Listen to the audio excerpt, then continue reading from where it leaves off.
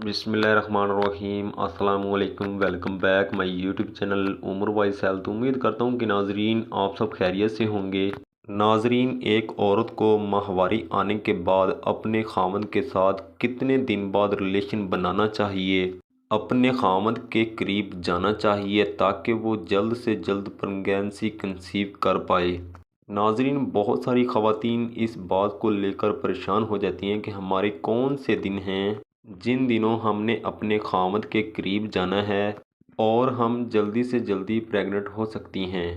नाजरीन, कुदरत की तरफ से कुछ औरतों के स्पेसिफिक दिन होते हैं, कुछ ख़ास दिन होते हैं, और अगर इन दिनों वो अपने खामद के करीब जाती हैं, रिलेशन बनाती हैं, तो वो जल्द से जल्द प्रेगनेंसी को कंसीव कर लेंगी।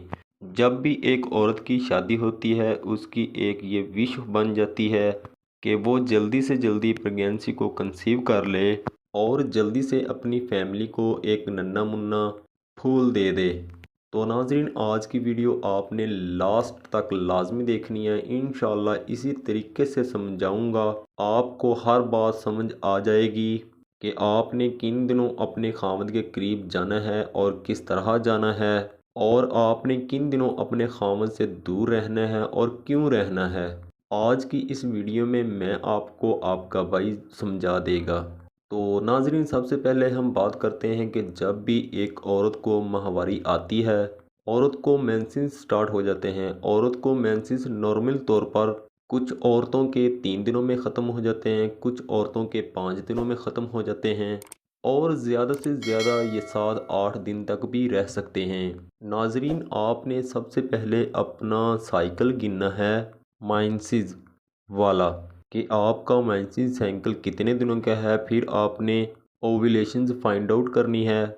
ओव्यूलेशंस फाइंड आउट करने के बाद मैं आपको एक सिंपल तरीका बता देता हूँ। माहवारी आने के 10वें दिन बाद अपने खामद के नज़दीक जाना स्टार्ट कर दें।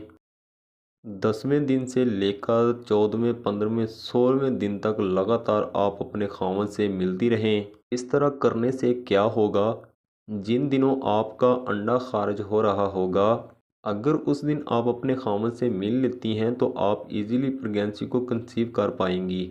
जब भी एक औरत ओव्यूलेट करती है, ओव्यूलेशन करती है, औरत का अंडा निकलकर ट्यूब्स में आ जाता है। वहाँ पर वो स्पर्म्स का वेट करता है और स्पर्म्स उनके साथ मिल जाते हैं, वो एम्ब्रियो बनाते हैं, उनमें सेल डिवीजन होती है, वो बच्चादानी में जाते हैं। और अब नाज़रीन, ये ऐसे दिन होते हैं जो कि मैंने आपको बताए हैं। माहवारी आने के 10वें दिन बाद आपने स्टार्ट करने हैं और आपने 5 या 6 दिन लगातार अपने खामन से मिलाप करना है। अब तो आपने मिलाप कर लिया, आपकी ओव्यूलेशन भी होगी। और अब ऐसे कौन से दिन हैं जिन दिनों आपने अपने हस्बैंड से परहेज़ करना है, ताकि आप 1 महीने में आप जो कि लगातार अपने खामन से 4-5 दिन मिली हैं, इन 6 दिनों को आगे कैसे प्रेगनेंसी कंसीव करवाने के लिए अच्छा साबित कर सकें। जो आपकी इम्प्लांटेशन के दिन होते हैं, इन दिनों आपने अपने खामद से दूर रहना है। नाजरीन, औरत का महीने में 3 साइकिल आते हैं। एक तो उनको मेंसेस आते हैं और मेंसेस आने के बाद उनका ओव्यूलेशन साइकिल आ जाता है। उनका जो ओव्यूलेशन टाइम पीरियड स्टार्ट हो जाता है। उसके बाद जब उनके ओव्यूलेशन ख़त्म हो जाते हैं, उसके बाद उनके जो एग्स और स्पर्म्स की जो फर्टिलाइजेशन होती है, एम्ब्रियो बनने का जो प्रोसीजर होता है, वो स्टार्ट हो जाता है।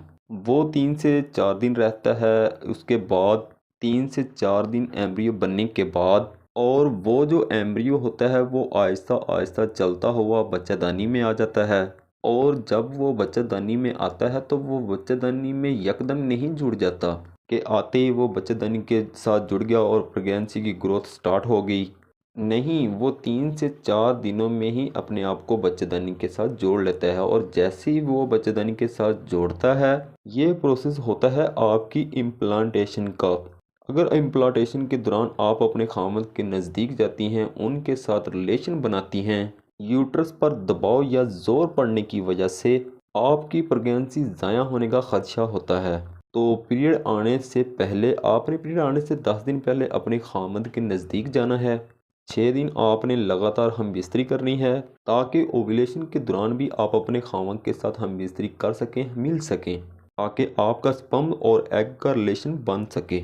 और साथ ही साथ औरत के जो इम्प्लांटेशन के दिन होते हैं, यानी कि पीरियड आने के 5 दिन 6 दिन पहले आपने अपने खामन के साथ मिलना बंद कर देना है। ये आपके इम्प्लांटेशन के दिन होते हैं। और अगर यूट्रस पर इन दिनों दबाव पड़ता है, वज़न पड़ता है, या कोई भी मसला बनता है, या फिर कोई गर्म चीज़ खाती हैं, साथ ही साथ कोई हैवी वज़न वाली चीज़ उठा लेती हैं, तो आपको ब्लीडिंग हो जाती है। ब्लीडिंग फ्लो के साथ होती है, जैसा कि आपको पहले कभी भी नहीं हुई।